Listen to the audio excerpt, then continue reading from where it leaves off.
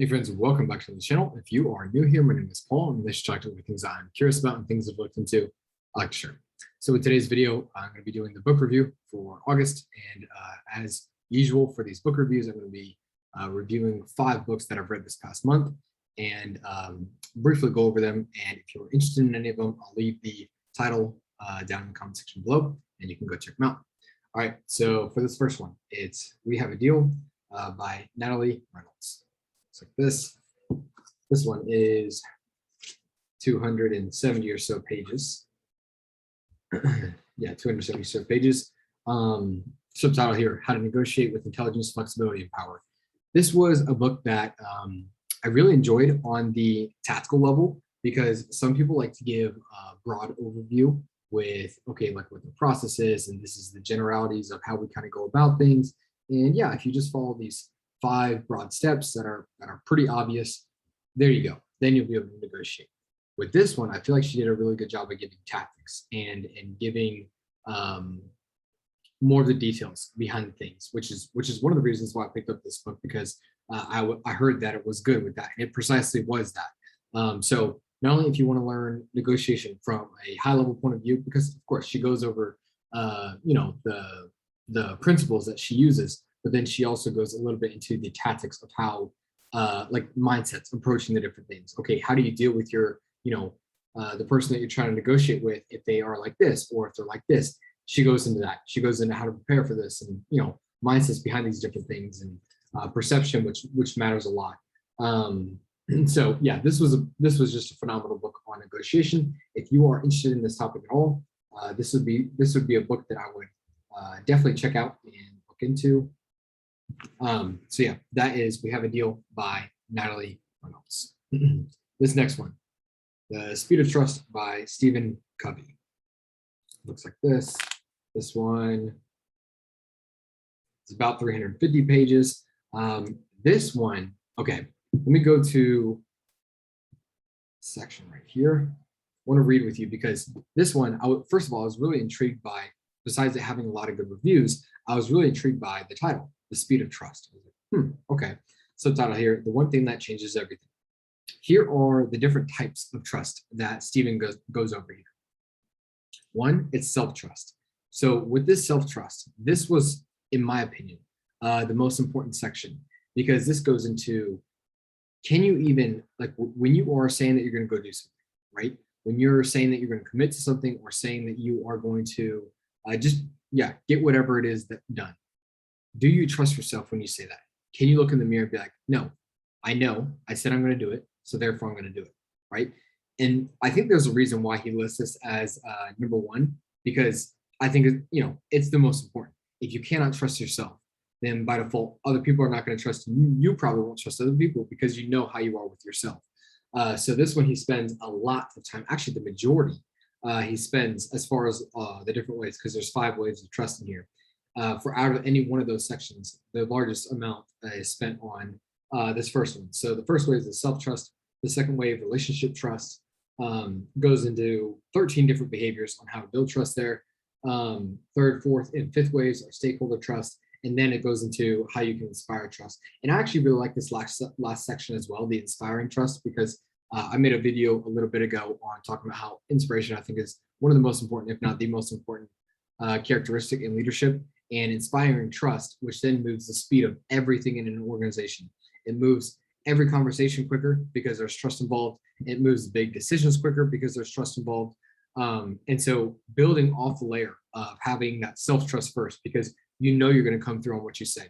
You're going to live according to, however you said that you wanted to live. And then it kind of, stems out from there. Then you are the leader who's then inspiring, not only trust in the organization, but now you're inspiring others to kind of keep that trust going, if you will. So this was a great book, especially if you're involved in any type of organization or a leader. The Speed of Trust by Stephen Covey.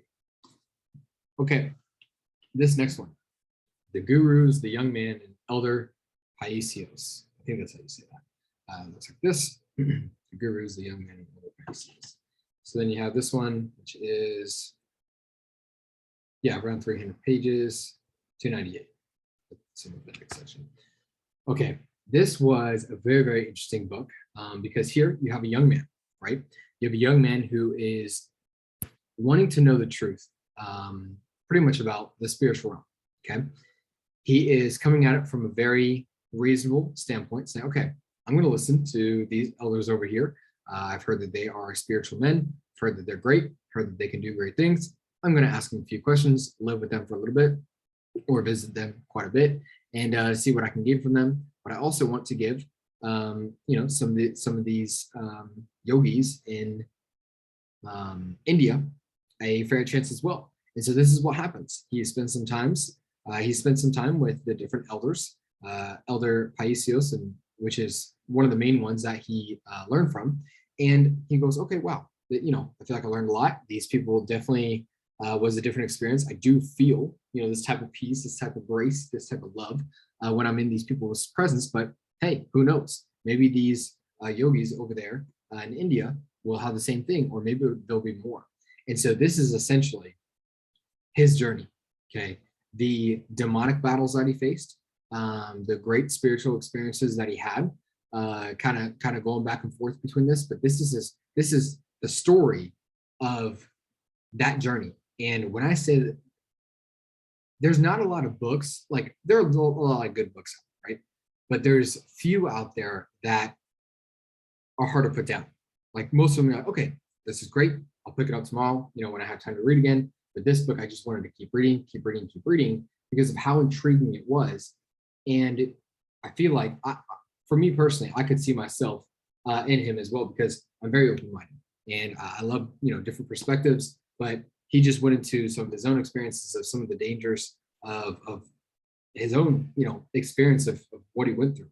I won't spoil any of that, but I will say this. If you were looking for a very intriguing read, especially in terms of a person trying to search the spiritual realm and being very, very fair to both sides, I would say fair to both sides. That was one of the things that I was like, okay, is he going to have some bias here?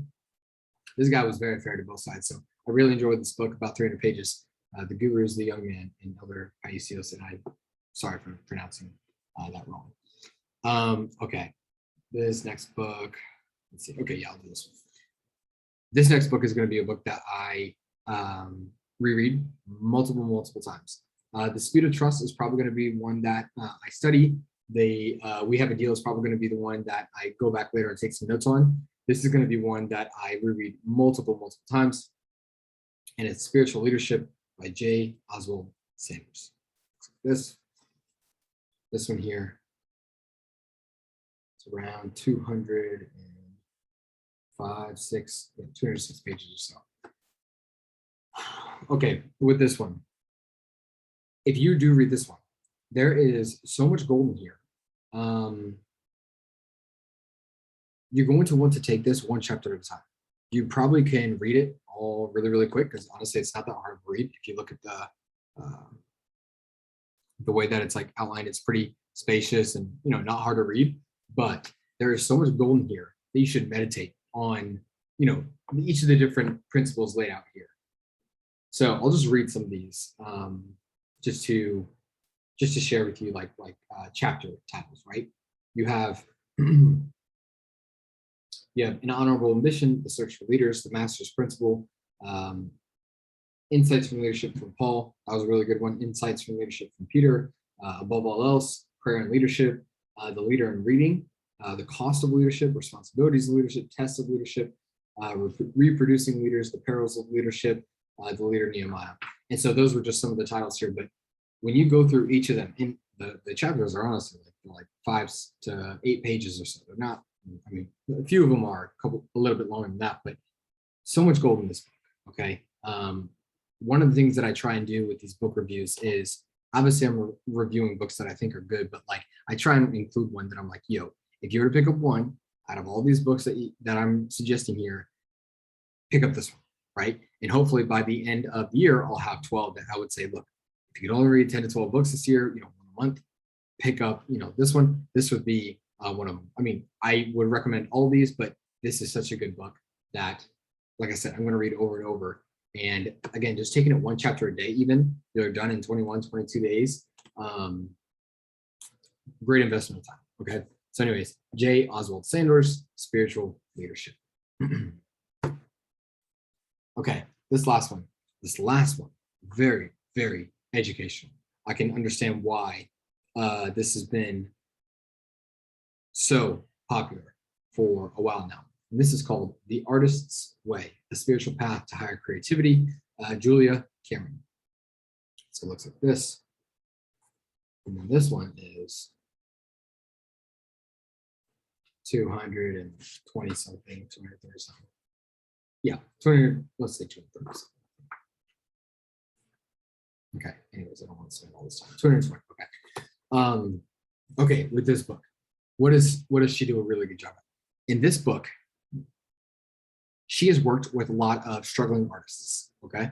And pretty much that was her skill set, working with struggling artists, helping them pretty much get out of their jam, get out of their own way. And, eventually compiled all of her, knowledge and lessons and how she had worked with people. And so what it is it's actually a 12-week program on how to reprogram your mind, essentially, on how to start producing work again in whatever your work may be, whether, writing stories, painting pictures, taking pictures, whatever it would be that's creative for you, pretty much how to recover. That's what it is. And because she talks about in this book, like, look, if you are a natural creative person and you are struggling to produce anything creative, maybe you gave up on it, maybe you're just in a really, really big funk, she's saying there is something else affecting this. And essentially that it's the inner child in you that is hurting, that it does not feel protected, it does not feel safe to produce. And so we have to come in understanding that that artist in us has been hurt in whatever way, shape, or form, that it does not feel safe enough to produce. Because if you think about